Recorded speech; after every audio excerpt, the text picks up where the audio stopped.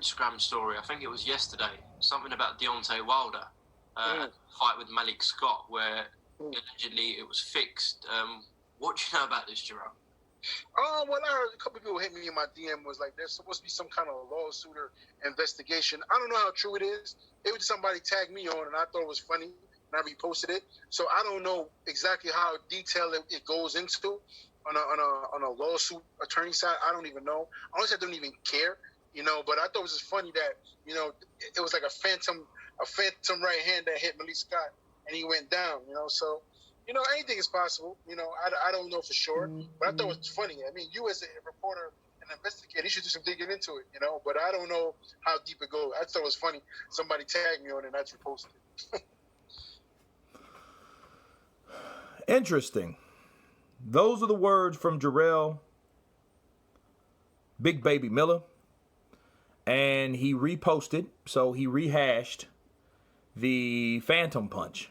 The punch that nobody saw Malik Scott take from Deontay Wilder. It was like Wilder did. He's known really for an overhand clubbing punch, which is good for someone blocking in the front. So someone has the front guard up, it's a punch that can go around the guard and catch you upside the head. So it's an upside the head punch. Now, the only problem is that punch no one really saw land flush. It was a grazing punch, but it was off the glove. A lot of people that mentioned the second Stavern fight where he hit him in a similar way, but Wilder went straight up the pipe with a right. So he punched through the guard. So a lot of people tried to say that was a farce punch. And I had to let him know, no, that wasn't a fucking farce punch. He got punched in the face. It's just the second punch that landed, it looked good. Just like the left hook that hit Fury. He hit Fury flush. Right hand, left hook. Now, a lot of people, man, he hit him a left hook. The left hook did it. No, the left hook did not do it. The right hand did it. The right hand is the money shot. If you know Deontay Wilder and you know what his strengths and weaknesses is, it's the right hand. It's always been the right. That's why I call Deontay Wilder the one-handed champion, or now the one-handed former champion. But back to Malik Scott, I don't know about the investigation. I haven't heard about that. So he said he reposted it, and people have, hit him up on the DM about investigation. Well, my question is, who's investigating really? You know what I'm saying? Like, if this is, I don't know what this is, more propaganda or whatever, but do you know when he fought Malik Scott? Let's check. When did Deontay Wilder knock out Malik Scott? According to Showtime Boxing, instant replay of Deontay Wilder's win by first round KO over Malik Scott. Tune into knockout specialist Deontay Wilder when he faces up. Excuse me. Didn't really tell me anything. It told me the time. Didn't see the date. January 17th. Now, let me look up BoxRec. Should have done that anyway. But I think this fight is like 3-4 years old, if I'm not mistaken. And Malik Scott, he rides with Deontay Wilder, so he's one of Deontay Wilder's close friends, and he helps him out in training camp. But let me tell you something about Malik Scott. Malik Scott is a very difficult fighter to deal with. So I don't know. I mean, is there truth to it? I'm not sure.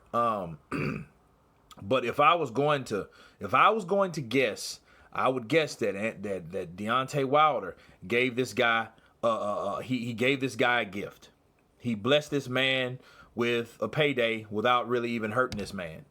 You know what I mean? Since he's close friends to him, since people are rehashing this shit up, I gotta speak on it. This was back in 2014. Dude, this was 6 years ago. So, for one thing, I don't see why people should go back in that. You know what I mean? Because, hey, you look at Ali. Remember Ali Sonny Liston too? Phantom Punch. And Ali tried to explain it, but the more you watched it, the more you're like, okay, what the hell was that? What the hell was that, really? You know what I mean? He caught him with a right hand that he's supposed to didn't see, and he rolls all out on the floor. versus the first fight, Muhammad Ali was catching this man with right hands, left crosses, blinding hand speed shots, same speed, flush, and nothing's happening to Sonny Liston besides him getting swole up and cut up. Okay? He's looking like Henry Cooper over there, so that's why he quit. He did what Manny Pacquiao did to Oscar De La Hoya. He made him say no mas. He quit on the stool. Okay? This was none of that. The Sonny Liston Ali fight, the second one, was nothing like that. It looked like a farce. It looked like a setup. I think Sonny Liston was scared because the Muslims were after his ass. They told him, if you win this fight, you're one dead, you know what. Right? That's what he said. And I don't know about Malik Scott. I think it's a different relationship. I think that's why they're friends to this day. You know, and I think that, yeah, maybe he did take, a dive for that fight. You know, but then again, Ortiz beat Malik Scott. So Malik Scott's, he has a record of 3 losses, 38 wins, 13 by KO, but he's a very tricky fighter, so, and then actually his last fight was with Luis Ortiz and he lost a 12-round decision, but he was knocked down a couple times, and I feel these were actually legitimate knockdowns. But with Wilder, I think Wilder was his boy. Wilder gave him a gift, and then, he went down. But, it's been 6 years ago. I would think me counterpunching this, you guys would have done that shit years ago. Why are we rehashing that now? But it shows you it got into the hands of Jarrell Big Baby Miller, which has, noticeable beef with Deontay Wilder. So, of course, he would be the one to rehash this or bring it to the forefront. So, it is crazy, but it does make sense as long as that fight is a go. It does make sense. Like, okay, what happened in that? But what don't make sense is the time frame. You know what I mean? It's like, dude, that's almost been 7 years ago. And what is it? 7 years? You can't go back on a crime or something or whatever the case. But anyway, but yeah, do the math, use common sense. I think that was a gift, and that's that. Now, Jarrell Miller, that's another opponent for Deontay Wilder. Speaking of those two with the beef, and they had the constant back talk, trash talk. And I think, honestly, that would be a good fight.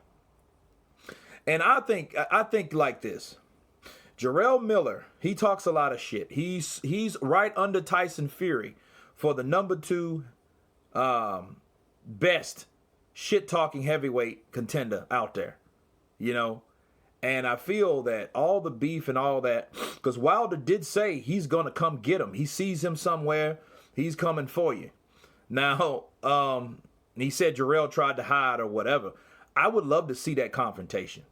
You know what I mean? I think that these guys, look, let's say if Deontay Wilder loses, please don't quit. Okay? Don't quit if you lose to Tyson Fury again, because, again, you fought the guy 3 times. You're 1 draw with 2 losses, but that doesn't mean you should quit. You have 2 losses on your resume, okay, but with 1 fighter. So you've only technically lost by 1 person, just like Luis Ortiz only lost by you. So in that case, don't quit. Fight the other people to show what you're really worth. No, you just can't beat Tyson Fury. That's okay. Maybe you can knock out Joshua. Maybe you can knock out Dillian White, Joseph Parker. Countless others. Jarrell Miller. So those are one of those things that I would recommend for Deontay Wilder. But Jarrell Miller and Deontay Wilder, it is all the reason in the world for that fight to happen. Jarrell Miller is now with ESPN. He's fighting Tyson Fury. He fought him twice going to fight him twice under the ESPN banner. So there's no excuse there, because these guys have an open working relationship together. And I don't want to hear this shit about no money, because the money's all skeptical anyway. We ain't seeing it. Let these guys get it on. I want to see Jarrell Miller. Can Deontay Wilder give Jarrell Miller his first loss? Okay? Right? So it's one of those things where I feel it's a reckoning brewing up. Okay? The stage is set. Jarrell Miller's hashing up old stuff about Malik Scott. And I think Deontay Wilder, I think that would be one of his best opponents that he can face. That's if Jarrell Miller will fight him. Right? That he could face if he loses to Tyson Fury, because if he wins, I think he should, of course, go for that Joshua fight and get that on. because, we're hearing stuff about franchise from Bob Arum. So if that's what they're going to do, you would want Deontay Wilder to beat Tyson Fury if they were going to go the franchise route, because Deontay Wilder said, I don't want a franchise champion. You can have that shit. So that's the best thing I heard him say in a long time. Okay. But anyway, you guys tell me what you think about Jarrell Miller versus or bringing up possible investigations of the phantom punch of Malik Scott. Of course, please subscribe. And you guys been Counterpunch. Peace.